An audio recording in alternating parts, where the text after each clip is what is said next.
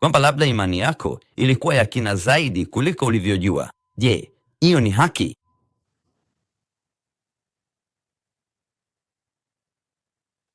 Mtu yeyote asiwadanganye kwa njia yoyote, maana siku hiyo haitakuja isipokuwa uasi. Uasi katika Kigiriki wapo kuanguka, au uasi kuhusiana na Torati. Ningependekeza kwako kwamba hili limetokea ndani ya ulimwengu wa imani duniani. Inavutia. Tumeasi, mtu wa uasi katika Kiingereza hapo. Inavutia sana. Sawa na hilo, kutoka kwa maana ya Kiebrania ni mtu asiye na Torati. Amemfunua mwana wa uharibifu. Kuna kitu kitakachokuja ambacho kitatangaza na kusimama dhidi ya kila kitu ambacho tumejadili na kushiriki katika mafundisho haya. Huna haja ya kuwa na uhusiano wowote na Torati tena.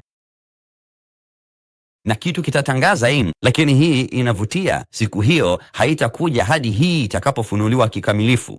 Wengine wanaweza kuiita tuna kauli zetu za kipuuzi kwa maana ya kisasa ya magharibi mpinga Kristo, ambayo kwa kweli katika Kigiriki inamaanisha kama Masihi. Kwa hivyo Masihi bandia. Kwa hivyo uasi utaanguka. Na kila mtu anafikiri hivyo ndivyo mbegu ilivyo.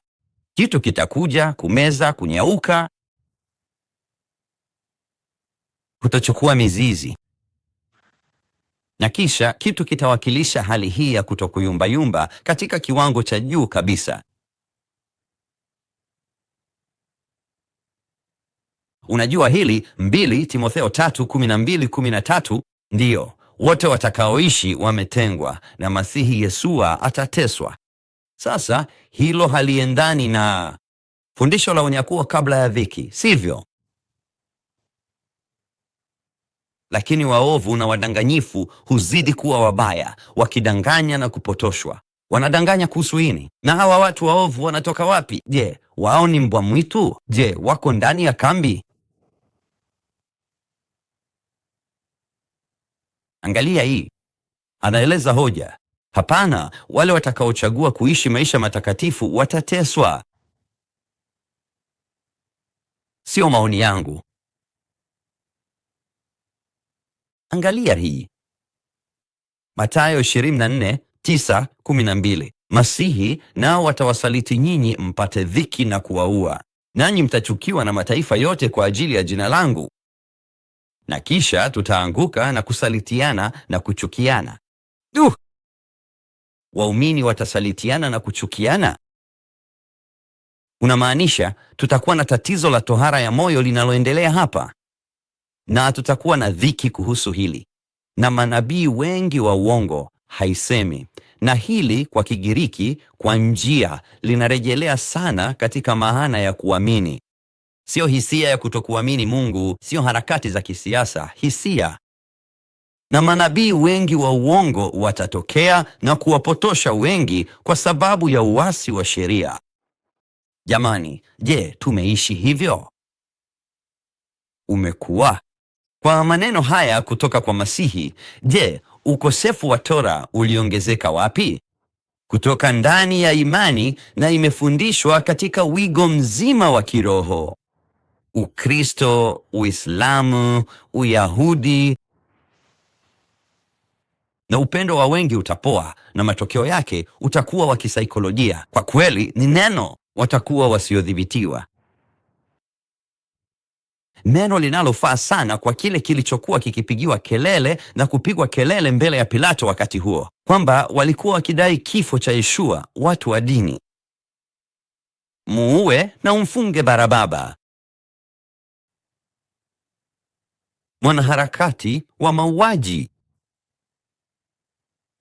Mapenzi yao yalikuwa yamepoa sana ya kisaikolojia kiasi kwamba walikuwa wakidai achiliwe na afungwe. Hebu fikiria jinsi hili lilivyoonekana kwa Pilato. Ukisema, nyinyi watu mnazungumzia nini? Unapaswa kuweza kuona waziwazi uovu kutoka kwa wema na wema kutoka kwa uovu. Hata mimi naweza, na mimi si sehemu ya imani hii ya ajabu ambayo nyinyi nyote mnaifanya. Tuko hapa tu tukiwa na udhibiti wa ardhi, na sitaki kushughulika na Kaisari, na sihitaji uasi wa kisiasa mikononi mwangu, lakini sijui ninachokiona. Wewe ni wa ajabu.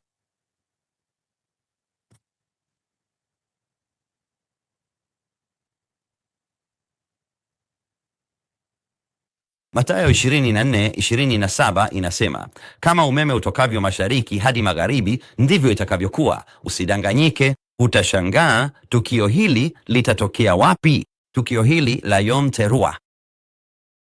Ndivyo itakavyokuwa kuja kwake Mwana wa Adamu. Angalia hii, kama vile umeme unavyotoka mashariki na kung'aa hadi magharibi. Kwa maneno mengine, kwa kadiri jicho linavyoweza kuona, hivi ndivyo itakavyokuwa dhahiri kikatili. Wale walio duniani wakati huu, wale ambao majina yao hayakupatikana yameandikwa katika kitabu cha uzima, watapata mshtuko mkubwa. Angalia hii, popote pale maiti ilipo, tai watakusanyika. Kwa njia hiyo itakujulisha kuwa si rundo dogo la nguo nadhifu. Kila mtu ameona mfululizo huo uliobaki, ambapo walipata rundo dogo zuri la nguo nadhifu. Na unajua, labda mjomba wako au shangazi au bibi, babu, chochote kile. Kuna miwani, labda meno bandia, lakini vyovyote, yote ni mazuri kwenye rundo hili. Unajua hii inasema nini hasa? Imeamriwa mwanadamu kufa, lakini mara moja, boom, miili ya wafu ikianguka duniani kote, na kitu kinachotokea kutoka mashariki hadi magharibi angani. Unadhani hili litatisha watu? Hasa kama wewe si sehemu ya tukio hili.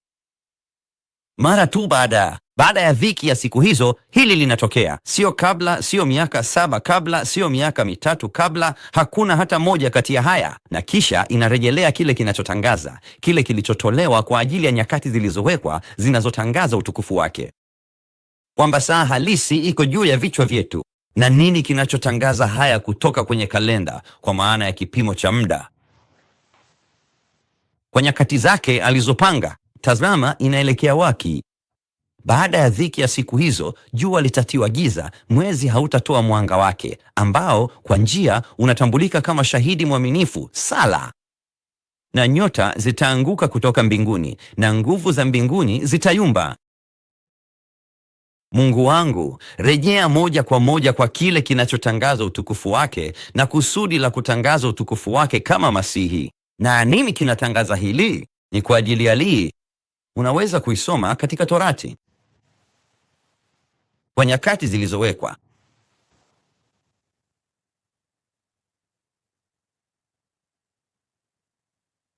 Angalia hii.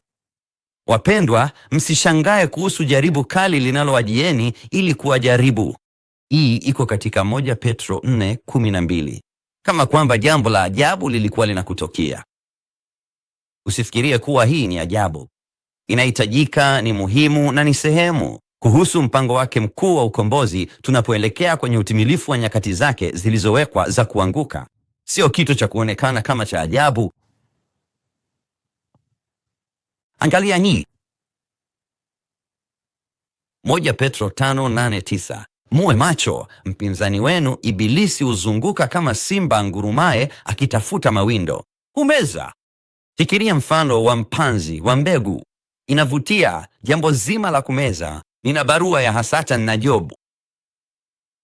Nani alielewa na kutangaza kwa kweli kwamba baba yake Ayubu anatumia mbingu kumkemea? Je, unaweza kumleta Maserati? Je, wewe ni nani Ayubu? Lakini hii inavutia.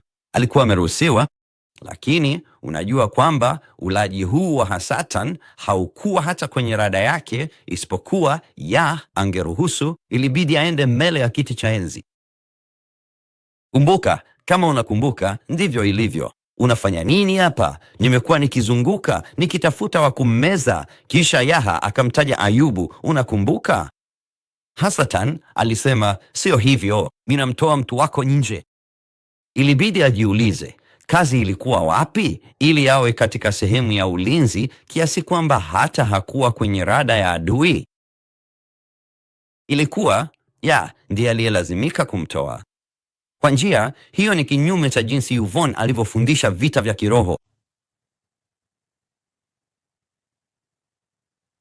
Katika miaka hii 100 iliyopita, angalau mpinge mkiwa thabiti katika imani, mkijua ya kuwa mateso yale yale yanawapata ndugu zenu kote ulimwenguni. Wow. Kwa hivyo ataruhusu kitu kwa kusudi lake, mpango wake. Yohana 16:31-33, Yesu akawajibu, mnaamini? Bado si katika usia wa Hadasha wa Uingereza. Yuko pale karibu kutimiza kihalisi nyakati zilizowekwa za majira ya kuchipua. Unaamini?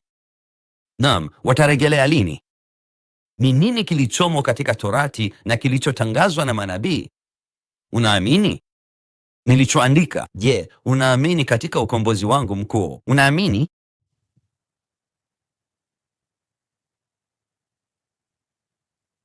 Hakuna kifo wala ufufuo wa kushikilia kwa namna hiyo kuhusu maisha. Ni mimi. Tazama, saa inakuja, naam, nayo imefika, ambapo mtatawanyika kila mmoja nyumbani kwake na kuniacha mimi peke yangu. Ndiyo, siko peke yangu, kwa maana Baba yuko pamoja nami. Nimewaambia mambo haya ili mpate kuwa na amani ndani yangu. Na duniani mtapata dhiki, lakini jipe moyo, nimeushinda ulimwengu. Hasemi, huenda umesema. Anasema, utakuwa nayo. Je, kuna tukio kubwa, kupepeta kukubwa, mahali pazuri pa kuwageuza wale wote watakaoamini wapate kutubu? Na kwamba kungekuwa na hitaji la hilo ndani yetu sote. Ndiyo picha kuu ya mwisho ya hili, kile tunachokiita dhiki kuu. Tunajua kwa hakika, ukielewa nyakati zilizowekwa za msimu wa vuli, moedi mzavuli, inaeleza wazi kwamba ni baada ya dhiki. Hakuna njia yoyote kutoka mtazamo wowote wa uaminifu wa kielimu au kitaaluma linapokuja suala la maandiko kwamba unaweza kuweka, isipokuwa uondoe mwanzo wa kitabu, isipokuwa uondoe Torati, ndipo unaweza kuanza kutoa hoja zako kuhusu unyakuo kabla, baada, katikati na mambo yote kama hayo. Inasema hapa katika Mathayo 24:9-12, inaendelea kusema, kisha watawatoa ninyi kwenye dhiki na kuwaua, nanyi mtachukiwa na mataifa kwa ajili ya jina langu. Na wakati huo wengi wataanguka, watasalitiana na kuchukiana. Manabii wengi wa uongo watawapotosha wengi. Watakuwa baridi. Kwa hiyo tunaporudia mzunguko huu, sasa inaanza kusomeka tofauti kidogo. Nani atapitia hili? Sisi. Kwa hivyo unyakuo. Kwa hivyo bado kutakuwa na moja linakusanyika kwake. Kama unaondoa mafundisho yangu yote au mawazo yangu kuhusu hili. Hata haijataja, sio tu kwamba imetajwa, Yom Teruah ina kitu cha kuvutia sana ndani yake.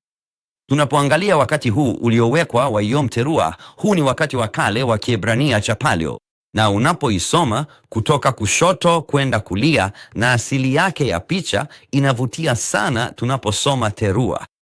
Nilikuwa na rafiki yangu mzuri, rafiki yangu Myahudi katika nchi ya Israel, na kila mara alikuwa akiniambia, Curtis, si Teruah. Alikuwa akinirekebisha na kufanya mambo ya aina hii. Inavutia sana, ingawa nilipoangalia Kiebrania cha kale cha Paleo Kiebrania, inavutia sana jinsi kinavyoakisiwa. Sasa sidhani kama alijua chochote kuhusu hili au alielewa hivi, lakini matamshi ya tawao yalinivutia sana. Unapoangalia tena hili, lakini ukiangalia maana ya picha ya tawawa katika Kiebrania cha kale, agano la Masihi lilihakikishwa kufunuliwa wakati wa ufufuo, ulinzi wa wanadamu. Wow. Kiebrania cha kale cha Paleo Hebrew kina ujumbe mdogo wa kuvutia sana hapa. Herufi zilizotolewa hapo, ishara ya alama, kichwa cha mtu, ndoano, hema, msumari. Inavutia macho ya kuona. Na mtu aliyefufuka nje, mtu aliyefufuka, mikono yake iliyonyooshwa, ambayo ni picha nzuri ya bwana harusi akija kuwakusanya watu wake. Lakini wanasema, Curtis, unaondoa tumaini langu lililobarikiwa. Tito 2:11-14. Hili ndilo ambalo wengi wakati mwingine wameamini. Tumaini la heri ni unyakuo. Hili ni moja ya mambo yanayonikera. Nachukia hili lililotokana na theolojia ya mgawanyo wa nyakati, kwa sababu wanasema tumaini letu lililobarikiwa ni kuchukuliwa kutoka duniani. Lakini kwa kweli si hivyo maandiko yanavyosema, na hiki ndicho kitu ambacho kwa miaka mingi kimeanza kunikera, jinsi mambo haya yanavyotolewa nje ya muktadha. Kwa maana neema ya Elohim imeonekana ikileta wokovu kwa watu wote, ikitufundisha kukataa uovu, tamaa za kidunia na kuishi maisha ya kujizuia, ya haki na yaliyotengwa, katika enzi hii ya sasa, tukingojea tumaini letu lililobarikiwa. Sasa wapo wengi ambao wamefundishwa kungojea unyakuo, lakini haisemi hivyo. Tuyaruhusu maandiko yajieleze yenyewe. Je, mimini hasa maana ya kile neno linasema hapa, kuonekana kwa utukufu wa Elohim wetu mkuu, Masihi Yeshua, sio unyakuo. Kwa kweli, katika Ufunuo tunawatamani wale wanaotamani kuonekana kwake. Wanafunzi wangeonyesha hili na walijua hili. Sitaki kupeperushwa kutoka ardhini nikiwa ni kila bakuli langu la popcorn nikitazama mchezo wa mpira wa miguu. Kwa kweli, Masihi akitamani kuonekana kwake. Lo, ndivyo nilivyomaanisha. Hapana, sivyo. Fundisho hili linajitumikia sana na lina msingi wa mwili. Nimetoka hapa kabla ya dhiki yoyote, ambaye alijitoa kwa ajili yetu ili atukomboe. Kwa hivyo mkazo ni kwa nani? Yeye, kwa ajili ya uasi wote na kujitakasa watu wawe milki yake mwenyewe. Unaona maelezo sasa ya nyakati zilizowekwa za vuli. Hukusanyika kwa ajili ya milki yake mwenyewe, ukombozi, upatanisho. Inavutia sana ambao wanabidii kwa matendo mema. Luka 21 mstari wa 27-28, na hapo ndipo atakapomuona mwana wa Adamu akija katika wingu pamoja na nguvu na utukufu mwingi. Angalia hii. Sasa mambo haya yatakapoanza kutokea, inueni vichwa vyenu na kuinua vichwa vyenu, kwa sababu ukombozi wenu unakaribia. Wow! Ni ajabu kutimizwa kwa Yom Teruah kufuatia dhiki kuu hadi kutimizwa halisi kwa Yom Kippurim, hukumu, upatanisho. Inasema hapa katika Danieli 12:1.2. Inavutia sana jinsi Danieli anavyoweka hili, na kwa kweli anazungumzia wakati huu mkuu wa shida. Hilo halijawahi kuonekana tangu lilipokuwepo taifa hadi wakati huo. Lakini wakati huo watu wako wataokolewa, kila mtu ambaye jina lake litaonekana limeandikwa katika kitabu. Na angalia hii, anajumuisha Yom Teruah. Yom Teruah hapa hapa. Na wengi wa wale waliolala katika mavumbi ya nchi wataamka. Wengine wapate uzima wa milele na wengine wapate kudharauliwa au kushangazwa milele.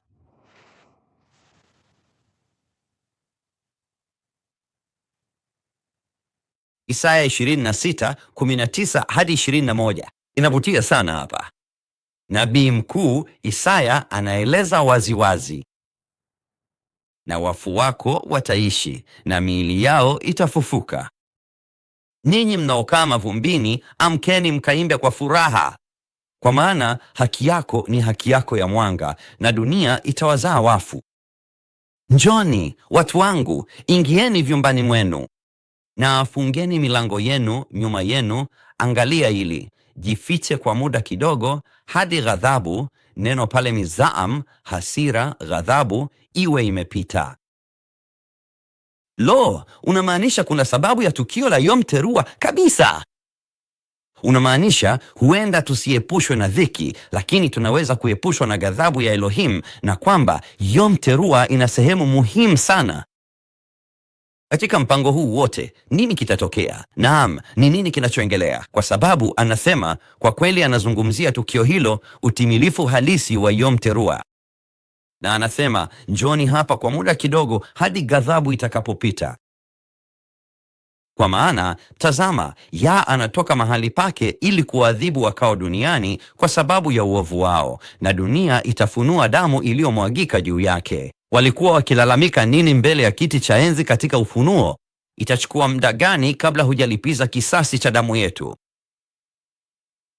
Na haitafunika tena kombeo lake. Wow! Yote haya ni lugha ya wakati iliyoteuliwa, lugha ya nyakati zilizowekwa za msimu wa vuli na nabii Isaya. Mathayo 24:30 hadi 31 inaendelea kusema, kisha ishara ya mwana wa Adamu itaonekana na makabila yote ya dunia yataomboleza. Niamini, hili litakuwa tukio kubwa sana, hasa kama mwewe wanakusanyika kwa ajili ya miili iliyokufa. Nao watamuona mwana wa Adamu akija juu ya mawingu ya mbinguni kwa nguvu kuu na utukufu. Naye atawatuma wajumbe wake pamoja na tarumbeta kubwa, tarumbeta ya 7, nao watakusanyika pamoja. Je, wateule wake kutoka pepo 4, kutoka mwisho mmoja wa mbingu hadi mwingine. Yom Teruah kamili huzungumza kama sehemu ya utimilifu wa nyakati zilizowekwa za vuli.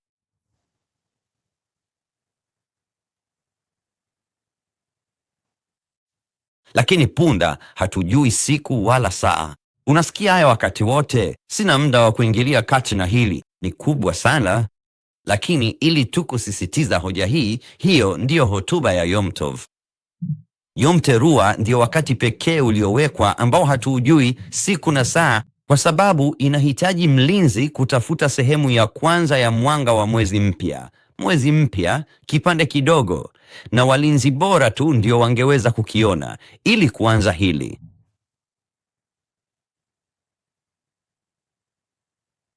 Kwa kweli, hebu angalia sikukuu ya Yom Teruah kwa makini. Inavutia. Ni wakati pekee uliowekwa ambao hilo linaweza kusemwa, na bado Masihi anazungumza nao kwa lugha walioijua na kuielewa. Kama vile mwanadamu alivyotumia mfano wa matao ya dhahabu mara nyingi, kama vile nilivyokuambia, nitakutana nawe siku watakapofungua zawadi chini ya matao ya dhahabu. Kila mmoja wenu alijua nilichosema. Sikusema, lakini nilisema. Nitakutana nawe siku ya kufungua zawadi chini ya matao ya dhahabu. Nimekuambia tu kwamba tutakutana McDonald's kwa Christmas. Unaona, katika lugha yetu ya kisasa, mambo haya si magumu kuelewa hata kidogo. Nikizungumza kwa njia hiyo, zaidi ya ilivyokuwa kwao karibu miaka 2000 iliyopita. Hakuna mtu atakayejua tarehe au saa, walijua haswa kile kilikuwa. Hatuna haja ya kucheza michezo na hili. 1 Korintho 15:51-53. Na kuambia fumbo, hatutalala sote, lakini tutabadilishwa kwa ghafla, kwa kufumba na kufumbua macho. Kwa nini? Baragumu ya mwisho. Kwa maana tarumbeta italia na pango litainuliwa lisiharibike, na litabadilishwa. Kwa maana kisichoharibika lazima kijivike kisichoharibika, na kile chenye kufa lazima kijivike kutokufa. Je, kutakuwa na kile tunachokiita unyakuo hapazo, mkusanyiko? Hakika kabisa. Neno hilo linaipigia kelele kutoka kwa manabii, Torati na ushuhuda uliomo katika Agano Jipya. Hili si swali la kama kuna unyakuo. Swali ni, je, tunaelewa jinsi tukio hili lilivyo la ajabu kama sehemu ya nyakati zake zilizowekwa? Na hatupaswi kucheza na vitu hivi na kuongeza kijisehemu cha miaka 7 pale au miaka 3 hapa au kutenganisha hiki pale. Hatuna haki ya kufanya hizi. Sio nyakati zetu zilizowekwa, ni zake. Na alituonyesha jinsi anavyowaheshimu. Sasa tunawasihi ndugu, 2 Wathesalonike 2:1-2. Tunawasihi ndugu, kwa kuja kwa Elohim Yeshua Masiha na kwa kukusanyika kwetu pamoja kwake, kwamba msitikisike haraka katika nia zenu, wala msifadhaike, si kwa roho wala ndani, bali amani. Roho kwa neno lake, kwa sababu halijaliwa, halijakauka, wala kwa barua, kana kwamba imetoka kwetu, kana kwamba ni mafundisho kutoka kwetu, kana kwamba siku ya Masiha iko karibu. Kwa maneno mengine, anarejelea utimilifu halisi wa Yom Teruah, na anasema usitetemeshwe na mambo haya mengine yote. Jua mfumo wa unabii wa Masihi na mpango mkuu wa ukombozi, na utakuwa sawa. Angalia hii, inaendelea 4:13 hadi 15. Lakini hatutaki msijue, ndugu, kuhusu wale waliolala na wale walio kaburini, ili msihuzunike kama wengine, kana kwamba hatuna tumaini katika nafasi hiyo. Wanekufa tu, hiyo ndiyo yote, imekwisha. Kwa kuwa tunaamini kwamba Yeshua alikufa na kufufuka tena, ufufuo hii sasa inarejelea nini? Kutimizwa kwa nyakati zilizowekwa za majira ya kuchipua. Hata hivyo, Yeshua Elohim atawaleta pamoja naye wale waliolala.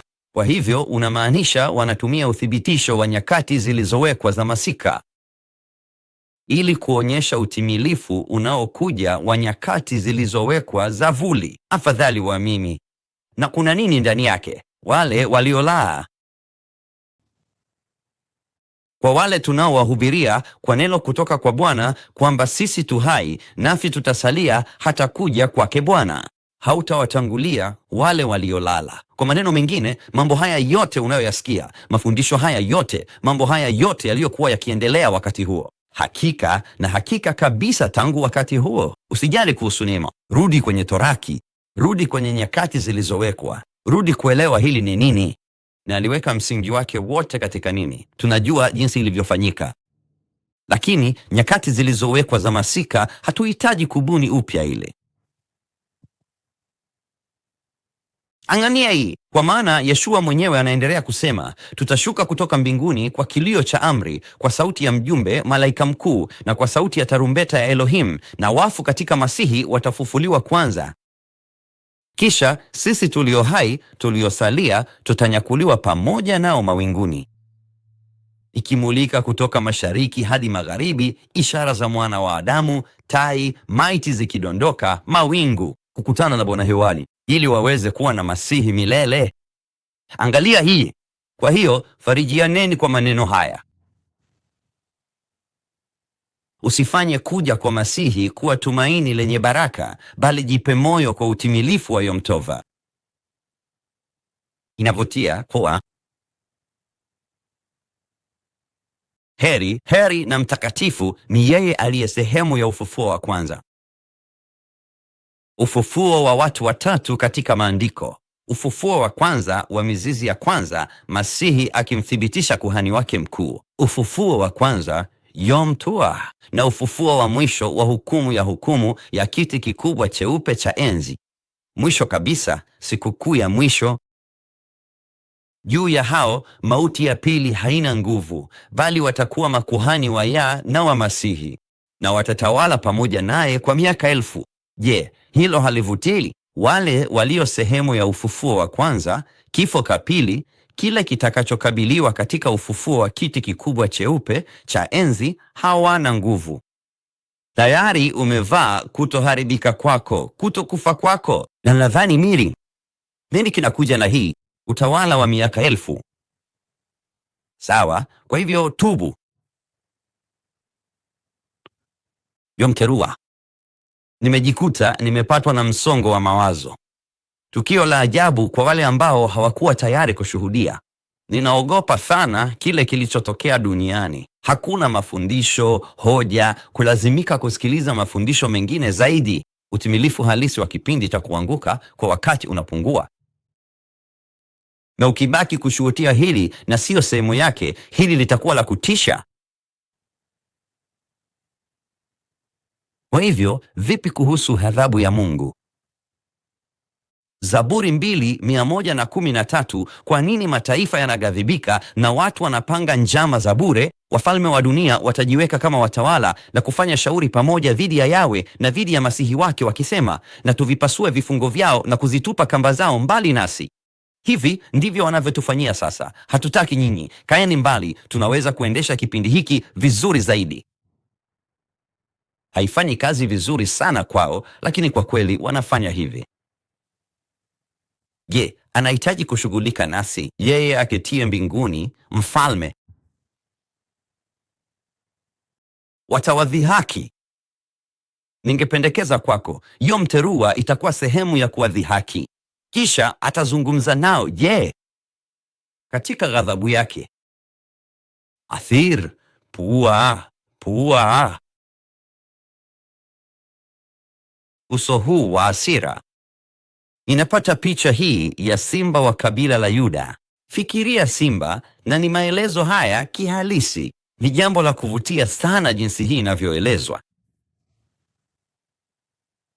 Katika ghadhabu yake atawatia hofu kwa hasira yake. Hapa ana fanth, kutoridhika kwake, kupumua kwa nguvu akiwa na hasira. Sijui kama umewahi kuona simba akiwa katika hali hiyo anapokabiliana na kitu pale, lakini nenda ukaangalie. Nilikuwa na video yake. Ni maelezo yanayofaa kabisa. Simba wa kabila la Yehuda si jambo la mzaha hata kidogo. Na inaelezwa hapa kihalisi kwa Kiebrania. Mimi nimemweka mfalme wangu juu ya Sayuni, juu ya kilima kitakatifu. Kwa maneno mengine, kuna kitu ambacho amepanga na haya yote. Lakini dhihaka ya kutisha ya Yom Teruah lazima itokee, kwa sababu hawa jamaa wako katika matatizo mengi. Hawakuwa sehemu ya tukio hili. Tazama inavyosema hapa katika 1 wa Thesalonike 5:9, kwa maana Elohim hakutupangia hili. Kwa hivyo walijua hili. Kwa nini? Kwa sababu walielewa nyakati zilizowekwa. Yom Tova. Lakini kupata wokovu kupitia Bwana Yeshua Masihi aliyekufa kwa ajili yetu. Kwa hivyo iwe tumeamka au tumelala, Yom Tova tunaweza kuishi naye. Kwa hiyo farijianeni na kujengana kama mnavyofanya. Ghadhabu hapo kwa Kigiriki wewe ni shoga. Ni jambo la kuvutia sana. Moja ya